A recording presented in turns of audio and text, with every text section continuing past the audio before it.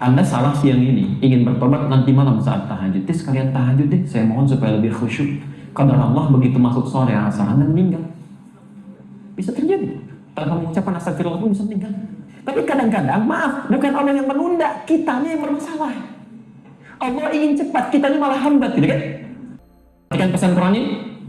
Kalau Anda ingin membuka sekat ini, ya, sehingga saat bermohon kepada Allah Subhanahu wa Ta'ala, apapun yang dimohonkan cepat dikabulkan sepanjang itu dibutuhkan, ya, maka lakukan tobat. Bagaimana cara bertobatnya ya Allah? Perhatikan kalimat Qurannya. Ya, lihat kalimat Qurannya. Innamat taubatu 'ala Allahi, sungguh tobat yang hanya diterima oleh Allah. Awas, hati-hati, artinya kalau ada orang bertobat tidak memenuhi unsur ini, tobatnya sulit untuk diterima. Ya. Dan alladzina ya'maluna as-su'a bi jahalatin, yaitu bagi orang yang pernah berbuat kesalahan dalam hidupnya karena jahalah. Ya. Jahalah itu bisa punya dua arti. Ya. Bisa karena tidak tahu, ya, karena kebodohan, tidak ada ilmu misalnya kan. Ya, ada orang belum paham tentang ilmu keislaman, ya, kadar Allah kemudian masuk Islam, kemudian makan misalnya makan daging babi, gitu kan, karena tidak tahu di sini, itu jahalah. Ya. Ada yang kedua, awas, dalam bahasa Arab, bahasa balaghahnya, bahasa kiasannya, majaznya, jahalah itu artinya sesuatu yang sudah tahu salah dikerjakan juga, itu jahalah namanya. Ya. Maaf, ini sudah tahu panas dipegang juga, gitu. Tahu panas ya, panas tapi dipegang, gitu. Masya Allah. Dusta itu dosa tidak? Salah tidak? Sudah tahu salah dikerjakan juga. Gosip itu salah tidak gosip? Sudah tahu salah dinikmati juga. Masya Allah. Berselisih salah tidak? Salah, sudah tahu keliru dikerjakan juga. Jadi ada orang-orang yang sudah paham, bahkan hafal ayatnya itu. Ya, silahkan tanya pada para koruptor itu. Mereka paham mencuri itu salah, tapi dikerjakan juga, itu jahalah namanya. Jelas ya? Nah, kalau ada orang-orang yang berbuat salah dalam kehidupan dan tidak ada manusia yang sempurna, nah, lihat rumus pertama. Tsumma yatubuna min qarib. Tobat yang diterima itu adalah tobat yang disegerakan. Saya ulang ya, ini kaidah penting nih. Maksud saya kalau pulang nanti dari sini, ya, kemudian Anda pernah bermohon kepada Allah, sadar misalnya, terlambat jawaban yang kita terima itu, coba ingat-ingat pernah berbuat maksiat apa? Saat ingat kesalahan Anda itu, segera pada saat itu memohon kepada Allah ampunan. Ya. Lihat kalimatnya, tsumma yatubuna min qarib, kemudian dia lekas bertobat saat mengingat kesalahan yang ia perbuat. Ya. Jadi kalau Anda berbuat salah di siang hari, jangan tunggu malam untuk bertobat. Ya. Quran surah ke-3 ayat 133, posisi paling kanan sebelah atas. Sekarang teman-teman yang bawa mushaf, cek ayatnya ya. Quran surah ke-3 Ali Imran ayat 133. Wasari'u ila maghfirah. Ada ayatnya? Saya tuliskan. Bismillah. Wasari'u ila maghfiratin min rabbikum. Bismillah. Wasari'u ila maghfirah.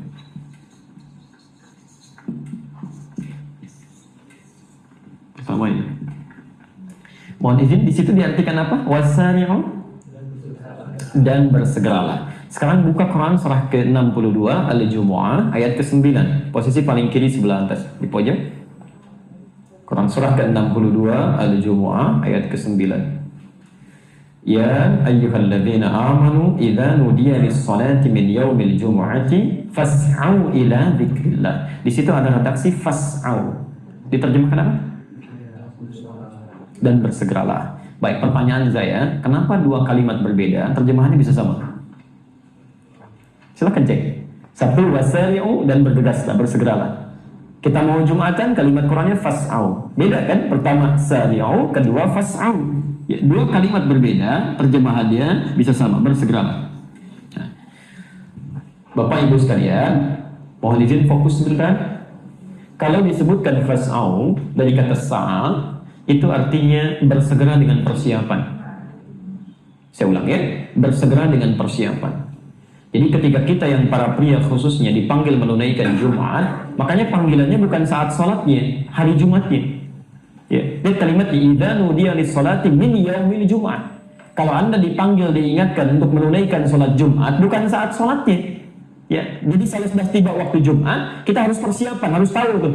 Ya, sekarang Jumatnya jam berapa? Misal 11.38. Ya.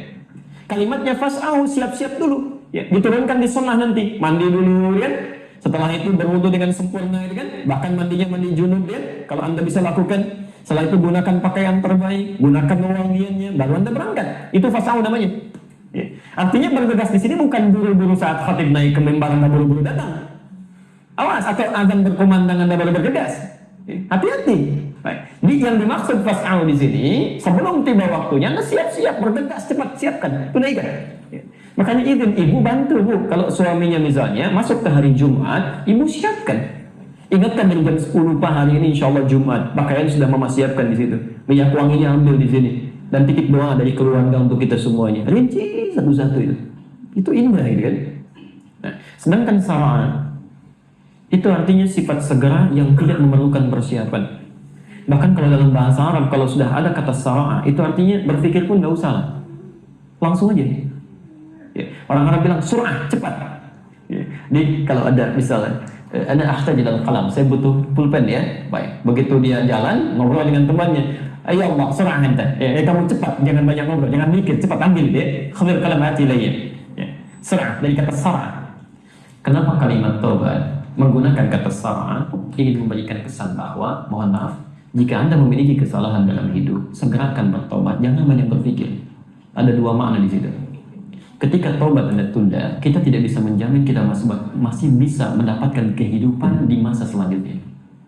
Atau bahkan beberapa detik yang kita rencanakan.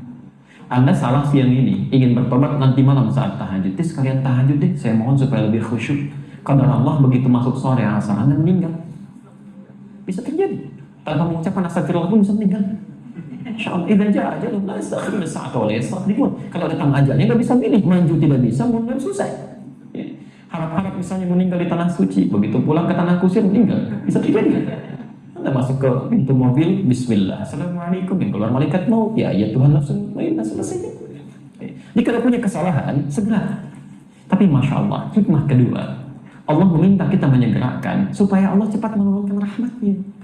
Di sifat Allah itu kalau ingin memberikan rahmat, tidak ingin menunda. Anda bertobat sekarang, rahmat diberikan saat itu. Pernahkah Anda dengar kita seorang membunuh 100 orang?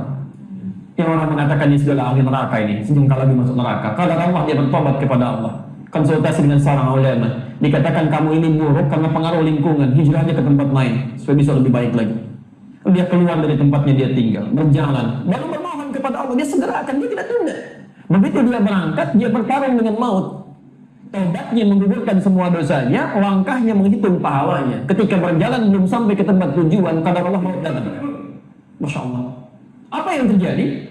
Riwayat mengatakan surga, bahkan turun ayat di situ. Quran surah keempat itu, An-Nisa, ayat yang ke-100, posisi paling kiri sebelah bawah itu. Wa may yakhruj min baitihi muhajiran ila Allah wa rasuli thumma yudrikul maut faqad waqa'a ajruhu 'ala Allah. Dan siapa yang ingin berhijrah, hijrah itu berpindah pada kedekatan atau kebaikan yang lebih mendekatkan dari kita dengan Allah. Ya, saya ulang, berpindah pada satu kondisi yang lebih mendekatkan diri kita dengan Allah. Bukan pindah tempat ya. Hijrah itu tidak harus selalu pindah tempat. Anda tinggal di samping masjid, misal ini rumah Anda, ini masjid. Jarang tadinya ke masjid. Ya, karena Allah sekarang ada sentuhan ke dalam jiwa, ingin menunaikan sholat di masjid. Lalu Anda biasakan ke masjid, saat Anda berubah, pindah, mendekat kepada Allah, itu disebut dengan hijrah. Anda biasa kumpul-kumpul, diskusi nggak jelas, sekarang mulai ikut ta'lim, mulai belajar, itu hijrah namanya. Ada orang-orang yang saat akan mendekat kepada Allah, situasinya nggak kondusif. Ya, ada orang mengancam, ada sulit mendapatkan guru yang baik, maka dia pindah tempat. Nah, ini juga masuk bagian hijrah yang memaksa dirinya untuk pindah ke tempat yang lebih baik. Jelas di sini? Baik, orang ini pindah, thumma yudrikul maut, di perjalanan maut datang lebih cepat dari apa yang dia duga. Faqad waqa'a ajruhu 'ala Allah. Kata Allah, pahalanya telah saya tetapkan. Ya. Jadi teman-teman sekalian, perhatikan. Mohon izin, rahmat Allah saking cepatnya. Kenapa meminta kita cepat bertobat? Ya, kalimat indahnya begini, supaya saya cepat kabulkan doa kamu. Supaya saya cepat turunkan rahmat. Ya, ini sifat Allah itu, Masya Allah. Tidak mau menunda rahmat. Begitu siap diberikan, langsung diberikan. Ini dicurahkan, sampaikan. Tapi kadang-kadang, maaf, bukan Allah yang menunda, kitanya yang bermasalah. Allah ingin cepat, kita ini malah hambat, gitu kan? Jelas di sini? Nah, jadi kesimpulan yang pertama, mohon maaf, nama Allah terkait dengan sifat uluhiyah berkorelasi erat dengan doa. Jika ada di antara kita memohon kepada Allah, kemudian terlambat dikabulkan, maka cek barangkali ada sifat dan sikap kita yang bertentangan dengan sifat uluhiyah ini. Jelas ya?